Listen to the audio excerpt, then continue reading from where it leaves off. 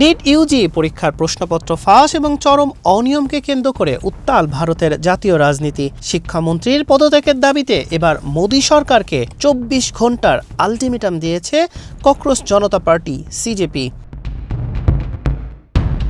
NEET কাণ্ড নিয়ে আন্দোলন ক্রমেই তীব্র হচ্ছে ভারতে। এরই মধ্যে শুক্রবার দিল্লির কনস্টিটিউশন ক্লাবে কেন্দ্রীয় মন্ত্রী জেপি নাড্ডা এবং জিতেন্দ্র সিং এর সঙ্গে বৈঠকে বসেছিলেন সিজেপির দুই প্রতিনিধি। বৈঠক শেষে জানিয়েছেন তারা আন্দোলনের পথ থেকে পিছু হটতে নারাজ। কেন্দ্রীয় শিক্ষামন্ত্রী ধর্মেন্দ্র প্রধানের পদত্যাগের দাবি থেকেও সরবেন না।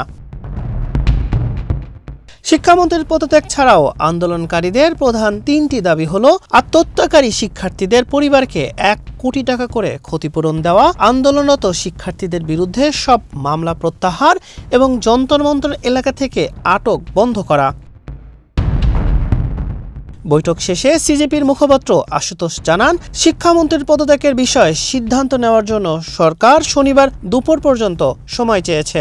নির্ধারিত সময়ের মধ্যে দাবি না মানা হলে ২৪ জুলাইয়ের চেয়েও বড় আকারের দেশব্যাপী রাজপথ স্তব্ধকারী আন্দোলনের হুঙ্কার দিয়েছে দলটি। অন্যদিকে সিজেপির অপর মুখপাত্র সৌরভ দাস অভিযোগ করেন, যন্তর মন্তর চত্বর থেকে দিল্লি পুলিশ বিক্ষোভকারীদের আটক করছে, তবে সরকার থেকে এই ঘটনায় প্রয়োজনীয় ব্যবস্থা নেওয়ার আশ্বাস দেওয়া হয়েছে। শিক্ষার্থীদের এই আন্দোলনের পাশে দাঁড়িয়ে কেন্দ্রীয় সরকারের উপর চাপ বাড়িয়েছে বিরোধী দল কংগ্রেস। লোকসভার বিরোধী দলীয় নেতা রাহুল গান্ধী জানিয়েছেন, কেন্দ্রীয় শিক্ষামন্ত্রী পদত্যাগ এবং প্রধানমন্ত্রী নরেন্দ্র মোদী আন্দোলনকারীদের শিক্ষার্থীদের কাছে প্রকাশ্য ক্ষমা না চাওয়া পর্যন্ত সংসদীয় আলোচনায় অংশ নেবে না বিরোধীরা।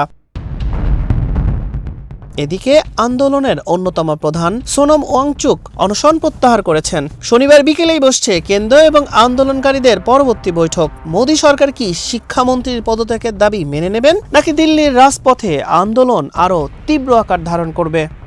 হাসান শাহরিয়ার, মানব কণ্ঠ।